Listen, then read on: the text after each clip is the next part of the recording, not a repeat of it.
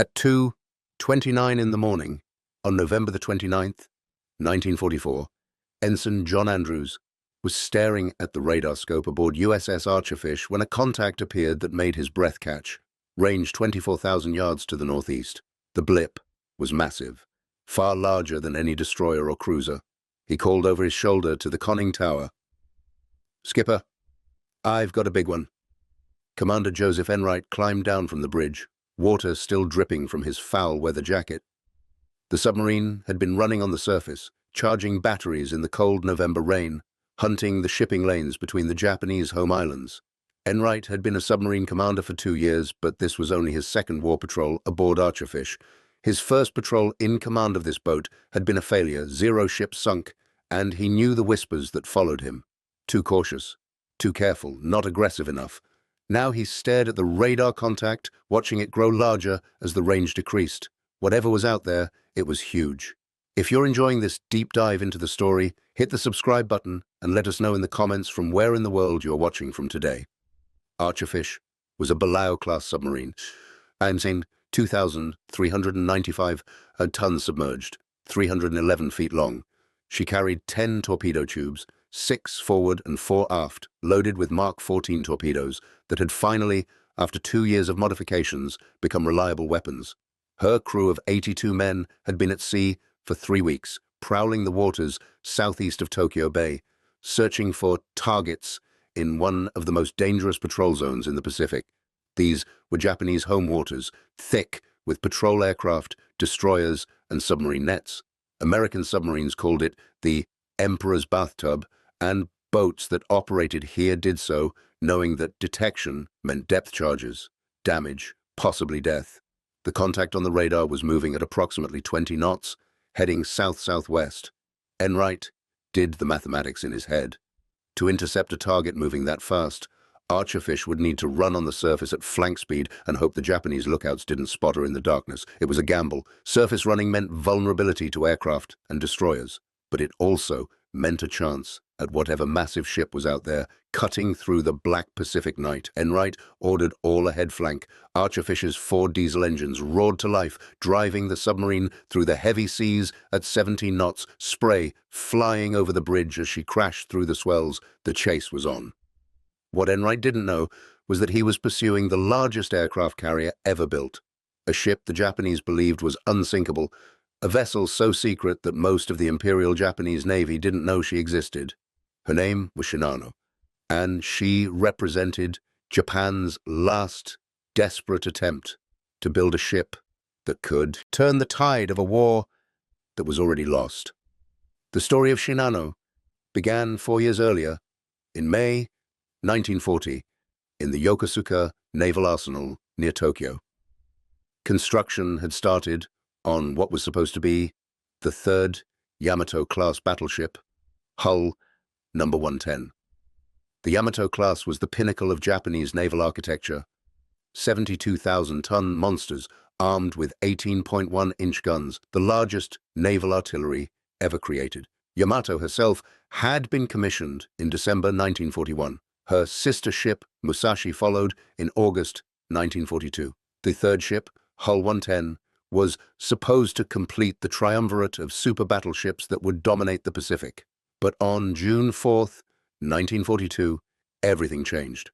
At the Battle of Midway, American dive bombers sank 4 Japanese fleet carriers in a single day: Akagi, Kaga, Soryu, and Hiryu. In 5 minutes of catastrophic destruction, the Imperial Japanese Navy lost the core of its carrier striking power.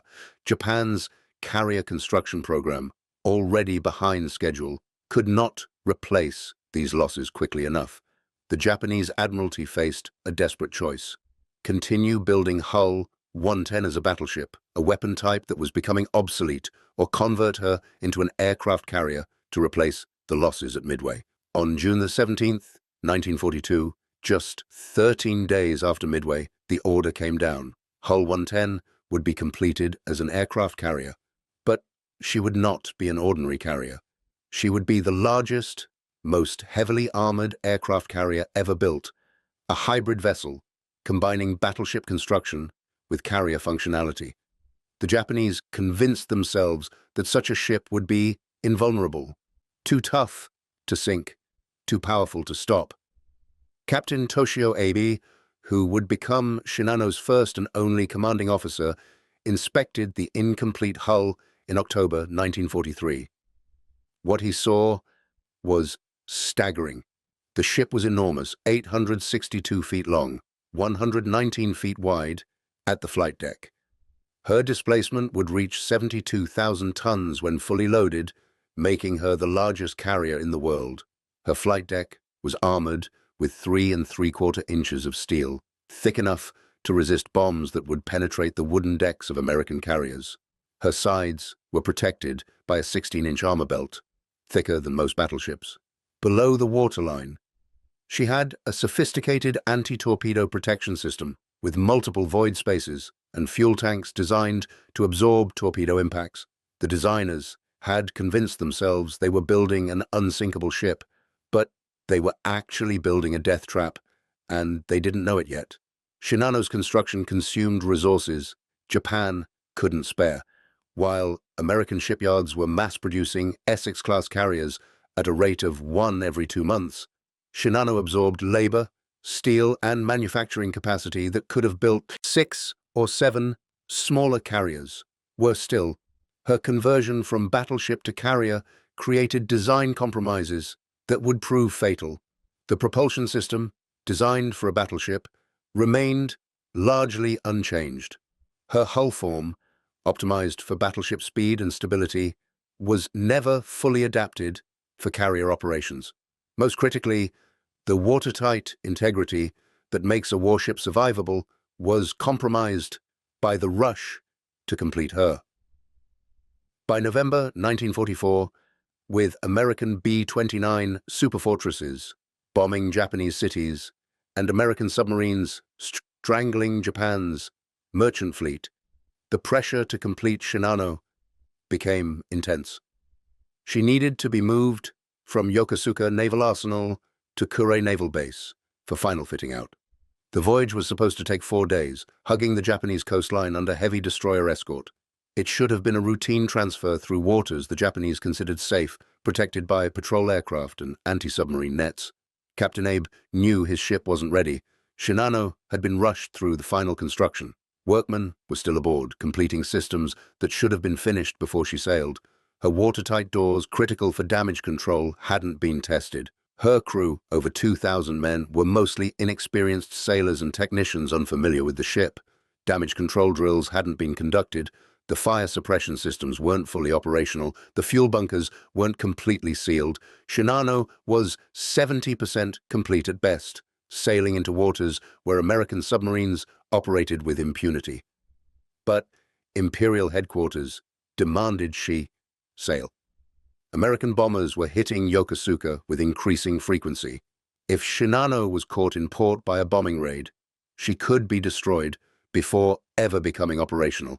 Better to risk the voyage to Kure, complete fitting out there, then deploy her as the flagship of Japan's rebuilt carrier force. It was a calculated risk, based on the assumption that Japanese destroyers could protect one ship for 4 days through home waters. The assumption was wrong. On November 28th, 1944, at 3 in the afternoon, Shinano departed Yokosuka Naval Arsenal.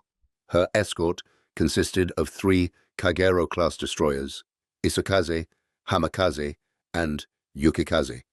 These were excellent ships, among the best destroyers in the Japanese fleet. Yukikaze, in particular, was legendary, having survived every major naval battle of the Pacific War without serious damage, earning the nickname the Miracle Ship. If any destroyers could protect Shinano, it should have been these 3. But 3 destroyers weren't enough. Standard doctrine called for at least 6 escorts for a capital ship in submarine-infested waters. The Imperial Japanese Navy no longer had six destroyers to spare. Too many had been sunk at Leyte Gulf 6 weeks earlier. Too many were committed to escorting the remnants of the carrier force. 3 would have to do. Shinano cleared Tokyo Bay and turned south, heading for the key Suido Strait that would take her to the inland sea and eventually to Kure. Captain Abe stood on his bridge, and watched the coastline fade into the evening darkness. He had commanded destroyers before, fast ships that could maneuver and fight. Shinano felt ponderous, sluggish, incomplete. She was making 20 knots, fast for a carrier, but her turning radius was terrible, her damage control systems untested. If something went wrong, Abe wasn't confident his crew could save the ship.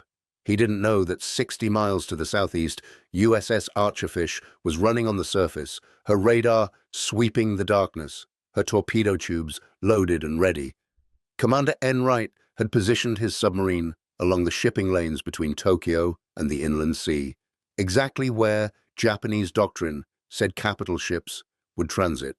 It was a guess, based on intelligence reports and operational patterns, but it was an educated guess, and it was about to pay off.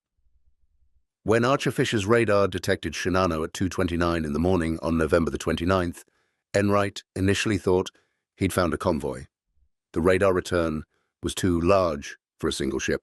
But as the range closed and the contact resolved, it became clear this was one massive vessel with a destroyer escort. Enright didn't know what he'd found, but he knew it was important.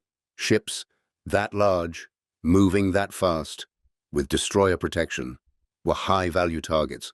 Battleship, carrier, or converted merchantman, it didn't matter. It was worth attacking.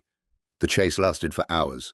Archerfish ran on the surface, her diesels hammering, pushing the submarine to her maximum speed while staying just beyond visual range of the Japanese lookouts. The sea was rough, waves breaking over Archerfish's bow, soaking the bridge watch. Visibility was poor, a cold November rain reducing sight distance to a few thousand yards. Perfect conditions for a submarine attack. Enright tracked the target, plotting its course, calculating attack positions. The Japanese ship was zigzagging, changing course every few minutes to complicate submarine attacks. But the zigzag pattern was predictable, a standard anti-submarine maneuver that submarines had learned to anticipate.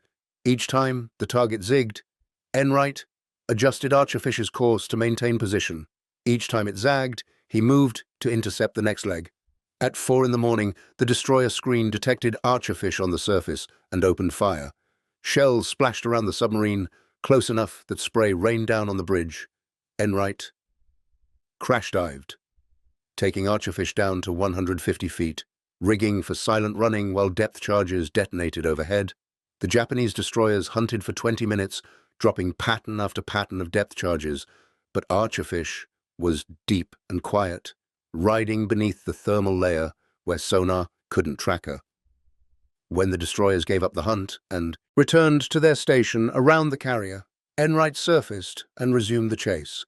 The target was now 12 miles ahead, still on the same base course. Archerfish ran hard to catch up, her crew at battle stations, torpedo men preparing the weapons, fire control plotting solutions. By 10 in the evening on November the 29th, Archerfish had worked her way ahead of the target, positioning herself for a classic submarine attack, a bow shot from the target's starboard side as it passed. Enright waited, watching through the periscope as the massive shape emerged from the darkness. At 3,000 yards, he could finally see what he was attacking.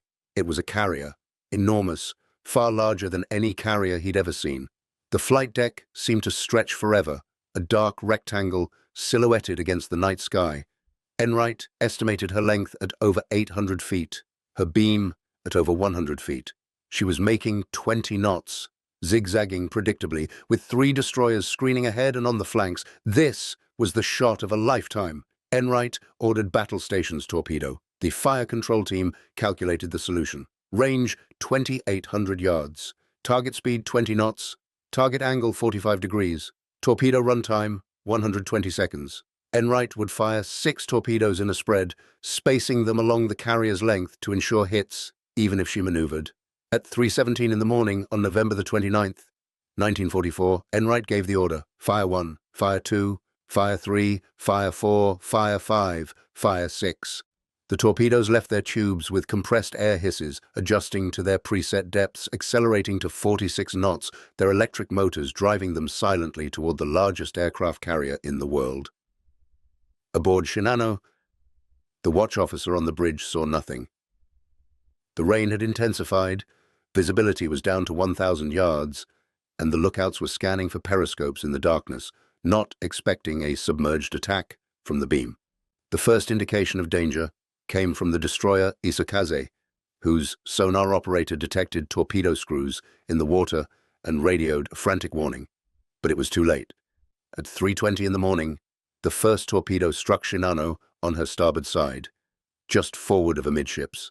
The explosion was massive, a column of water shooting 100 feet into the air, visible even through the rain and darkness. 4 seconds later, the second torpedo hit 20 feet aft of the first, then the third, then the fourth. In 12 seconds, 4 Mark 14 torpedoes slammed into Shinano's hull, each carrying 660 pounds of Torpex explosive, each detonating against her supposedly impenetrable anti-torpedo protection system. The impact threw men off their feet throughout the ship. In the engine rooms, machinery shattered. In the crew compartments, sailors were hurled from their bunks. On the flight deck, aircraft broke loose from their tie-downs and slid across the armored surface. Captain Abe grabbed the bridge railing to steady himself as his ship shuddered from the impacts, feeling the vibrations through the steel beneath his feet. Damage reports flooded into the bridge. 4 torpedo hits, all on the starboard side. Massive flooding in boiler room number 3 and engine room number 4. Counter-flooding measures underway to correct the list. Watertight doors being secured, pumps activated. The damage control officer reported the ship was taking on water, but the situation was under control. Abe didn't believe it. He could feel his ship settling, could sense the sluggishness in her response to the helm. 4 torpedo hits would have crippled any carrier. But this was Shinano, armored like a battleship, designed to survive punishment that would sink lesser ships. She was supposed to be unsinkable. The designers had promised him she could survive 20 torpedo hits. 4 shouldn't be enough to sink her. He was about to discover how wrong the designers had been. The problem wasn't the armor. Shinano's 16-inch belt and compartmentalized hull had actually performed as designed. The torpedoes had exploded against the outer hull, and the anti-torpedo bulges had absorbed much of the blast energy. In a completed ship, properly sealed and tested, this protection system might have worked. But Shinano wasn't complete. The watertight doors that should have isolated flooding compartments hadn't been properly tested. Many didn't seal correctly. Some had been left open by work crews who were still completing construction tasks. The pumping systems that should have removed incoming water weren't fully operational. Electrical cables that should have been waterproofed were exposed. Fuel lines that should have been secured were leaking. Every shortcut taken to rush Shinano to sea was now becoming fatal. In boiler room number 3, Chief Petty Officer Kiyoshi Tanaka was fighting for his life. The torpedo had struck directly beneath his station, buckling the bulkhead and tearing a massive hole in the hull. Seawater was pouring in under tremendous pressure, a solid column of ocean forcing its way through steel that had been designed to keep it out. Tanaka ordered his men to evacuate, then stayed behind to secure the watertight door manually. By the time he got it closed, water was chest-deep and rising. He managed to climb the ladder to the next deck before the compartment completely flooded. But closing that one door wasn't enough.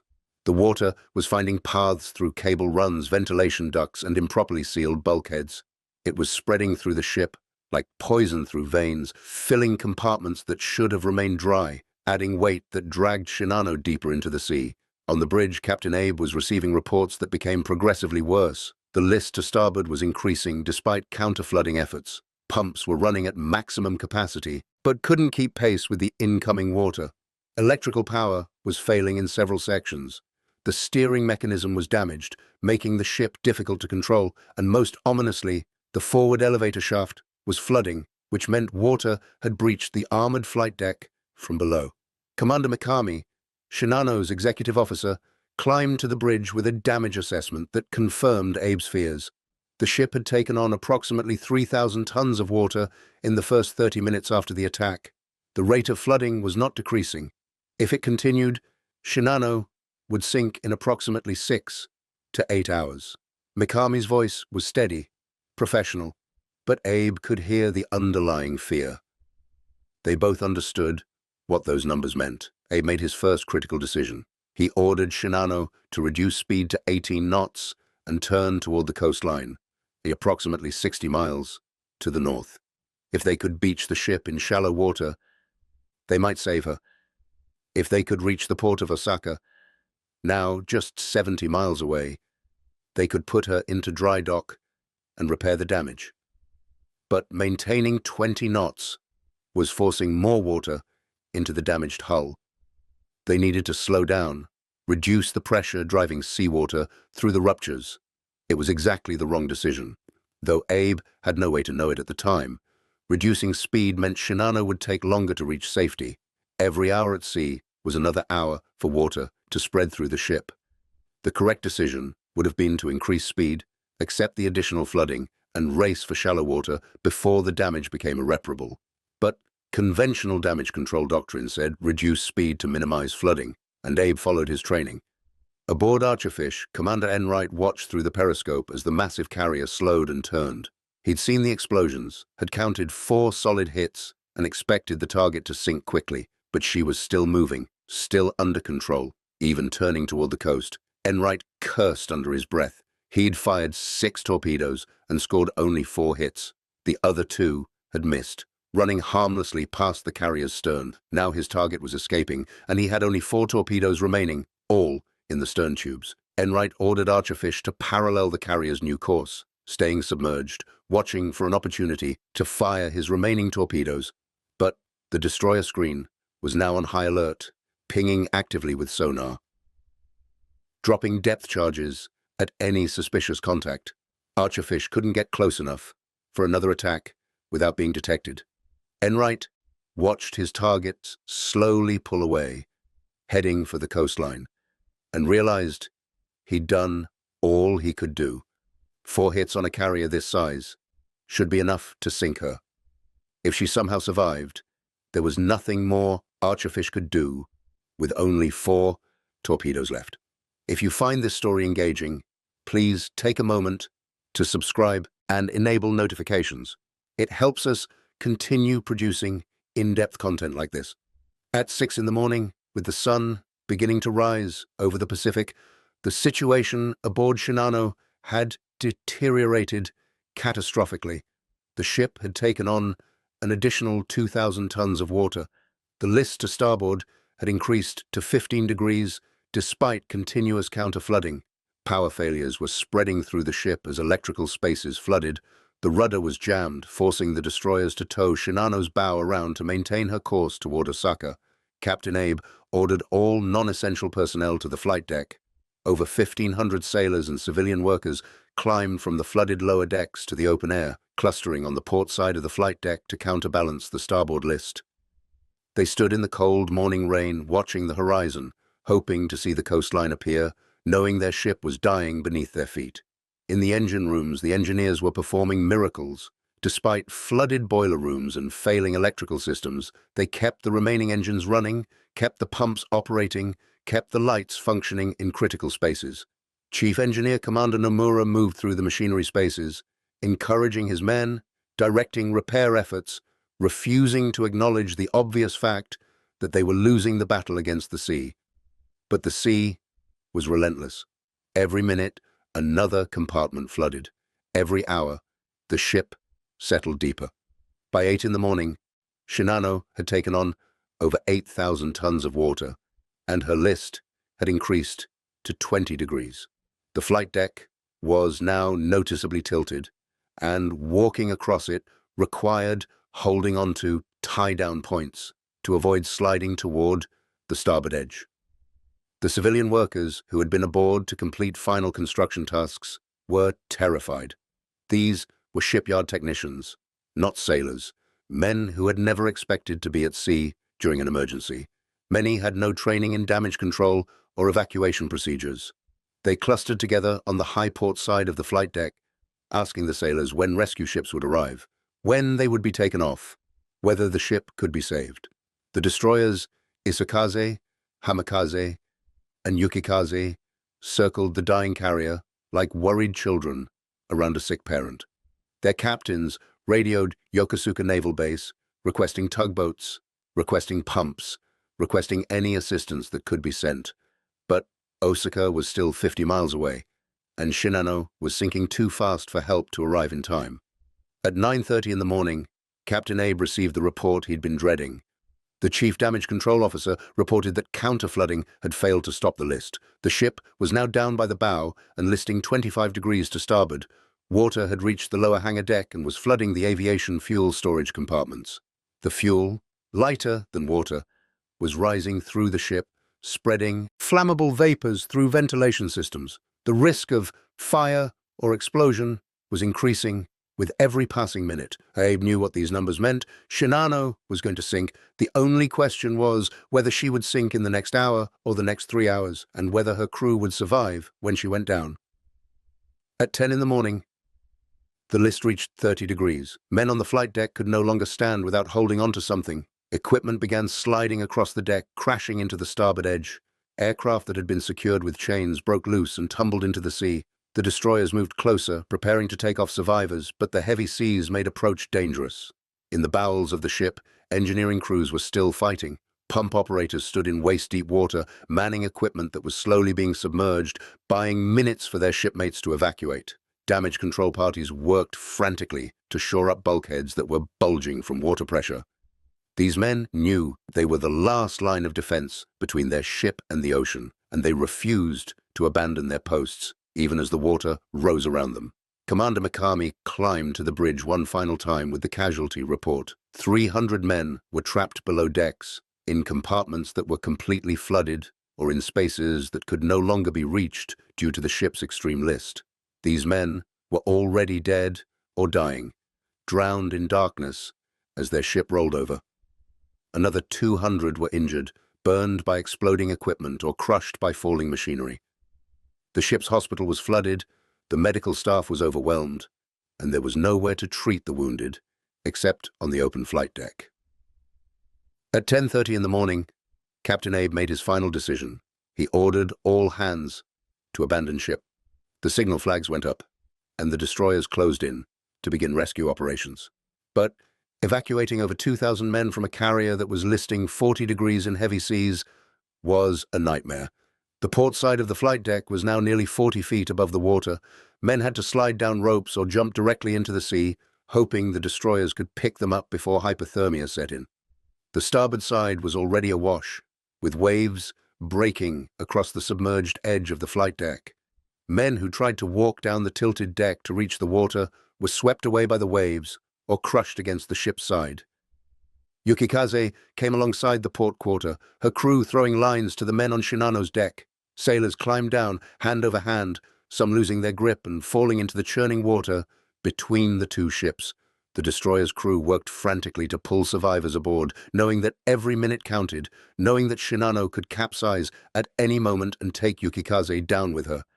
Hamikaze and Izakaze circled the carrier, picking up men who had jumped into the water, dragging them aboard with boat hooks and rescue lines. The sea was littered with floating debris, life jackets, wooden planks from the flight deck, bodies of men who had drowned or been crushed. The destroyer's searchlights swept the water, looking for survivors in the waves, but the rain and the heavy seas made rescue operations almost impossible. On Shinano's bridge, Captain Abe stood alone. He had ordered his staff to evacuate, had personally ensured that every man under his command had left the bridge.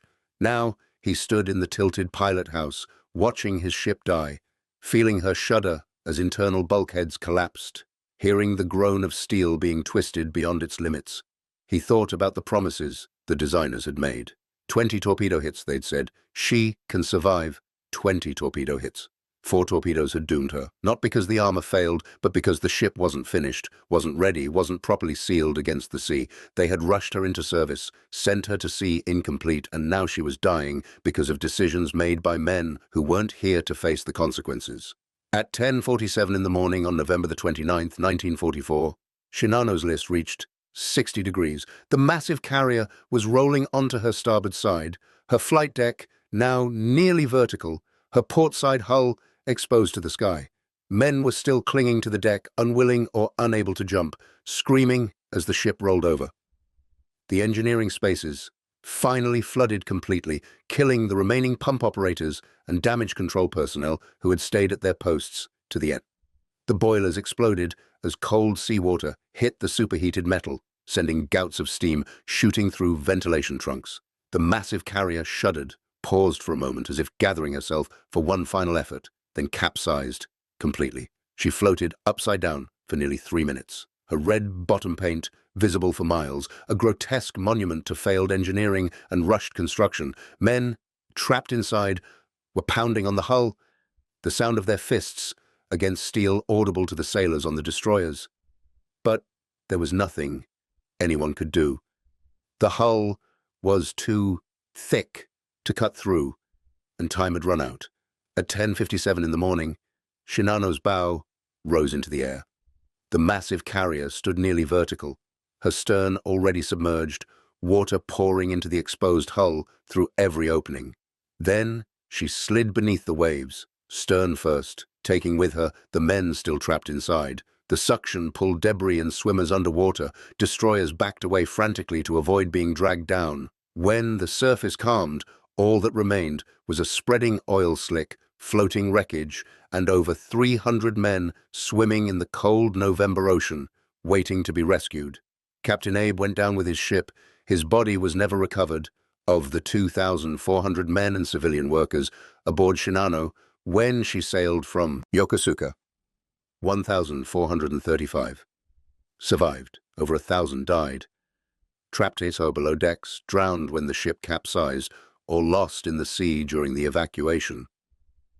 The largest aircraft carrier in the world had lasted 17 hours and 40 minutes from the time she was torpedoed until she sank. She had traveled less than 70 miles. She never launched a single aircraft in combat. She never fired a shot at an enemy. She was sunk on her maiden voyage by a single American submarine, firing 6 torpedoes, of which only 4 hit. The Japanese Navy classified the loss as top secret. The civilian population was never told. Allied intelligence didn't learn of Shinano's existence until after the war ended. As far as most people knew, she simply never existed. But the men who had sailed aboard her, the survivors who had watched her capsize and sink, knew the truth. The unsinkable carrier, the largest warship in the Japanese fleet, the ship that was supposed to turn the tide of the war, had been sunk in less than a day by a weapon the Japanese had been taught to dismiss as ineffective. Aboard USS Archerfish, Commander Enright and his crew had no idea what they'd accomplished. They'd attacked a large carrier, scored 4 hits, and watched her turn toward the coast. Enright assumed she'd made it to port, assumed she'd been damaged, but survived. It wasn't until Archerfish returned to Pearl Harbor in December that intelligence officers informed him he'd sunk something significant, though they weren't sure exactly what. The full truth didn't emerge until after Japan surrendered. When American investigators examined Japanese naval records, they found the file on Shinano, the construction documents, the damage reports, the casualty lists. They learned that Enright had sunk the largest warship ever destroyed by a submarine. A single American submarine with 6 torpedoes had accomplished what hundreds of aircraft and dozens of ships had failed to do at battles like Midway and the Philippine Sea. They had sunk a Japanese carrier so large that American intelligence hadn't known she existed. For the Japanese Navy, Shinano's loss was more than a tactical defeat. It was a psychological catastrophe. The ship had been a symbol of Japan's technological superiority, proof that Japanese engineers could build vessels that surpassed anything America could produce. She was supposed to be invincible, armored against bombs and torpedoes, capable of surviving damage that would sink any American carrier. Instead, she'd been destroyed by 4 torpedoes from a single submarine in waters the Japanese considered safe. If Shinano could be sunk so easily, what ship was safe? If armor and size couldn't protect a vessel from American submarines, what could? The answer was nothing. American submarines were strangling Japan's merchant fleet, sinking tankers and transports faster than they could be replaced. Now they'd proven they could sink the largest warships in the fleet just as easily. The psychological impact on Japanese naval officers was devastating. Every time they put to sea, they knew American submarines were watching, waiting, ready to strike. For the American submarine force, Shinano's sinking became legendary. Commander Enright was awarded the Navy Cross. Archerfish received a Presidential Unit Citation. The attack became a textbook example of submarine tactics, taught at submarine school for decades afterward. A single submarine, operating alone in enemy waters, had tracked a heavily escorted target for hours, penetrated the destroyer screen, and delivered a killing blow with 1 salvo of torpedoes. But the real significance of Shinano's sinking went beyond tactics or medals. It proved that size and armor couldn't protect ships from submarines. The Japanese had invested enormous resources in building the ultimate carrier, armored like a battleship, designed to survive punishment that would destroy lesser vessels. And she'd been sunk in less than a day by a weapon that cost a tiny fraction of her construction budget. The age of the super battleship, the armored behemoth that could dominate the seas through sheer size and firepower, was over. Submarines, aircraft, and guided weapons were the future of naval warfare. Shinano's sinking was proof that the future had already arrived, and nations that clung to the past would pay in blood and treasure. In the decades after the war, the wreck of Shinano remained undiscovered. She had sunk in deep water southeast of Wakayama, over 3,000 feet down, far beyond the reach of salvage operations. Her exact location was unknown, marked on charts only by a general area based on survivor reports from the destroyers that had rescued her crew. But the story of Shinano lived on. Survivors wrote memoirs describing the ship's brief life and catastrophic death. Historians analyzed the design flaws that made her vulnerable despite her massive armor. Engineers studied the rushed construction and inadequate damage control that turned 4 torpedo hits into a death sentence. The lesson was clear. Building bigger ships didn't guarantee victory. Building them properly, testing them thoroughly, training crews adequately, these were the factors that determined whether a warship survived combat. Shinano had none of these advantages. She was big, armored, and impressive, but she was incomplete, untested, and crewed by sailors who didn't know their ship well enough to save her when disaster struck. For the families of the men who died aboard Shinano, the loss was compounded by the secrecy surrounding it. The Japanese government refused to acknowledge the ship's existence for months after she sank. Families were told their sons, husbands, and fathers had died in accidents or been transferred to unknown locations. The truth was classified, hidden from the public, denied even to the relatives of the dead. It wasn't until after Japan surrendered that families learned what had really happened. Their loved ones had sailed aboard the largest carrier in the world. They'd been told the ship was unsinkable. They'd been promised she would turn the tide of the war. Instead, they'd drowned in darkness as Shinano capsized, or they'd died of hypothermia in the cold November ocean, or they'd been pulled under when the massive hull slid beneath the waves. The families demanded to know why. Why had Shinano sailed when she wasn't ready? Why had the destroyer escort been inadequate? Why had damage control failed? Why had a ship designed to survive 20 torpedo hits been sunk by 4? The answers were painful. Shinano sailed because Japan was desperate. The escort was inadequate because Japan had lost too many destroyers at Leyte Gulf.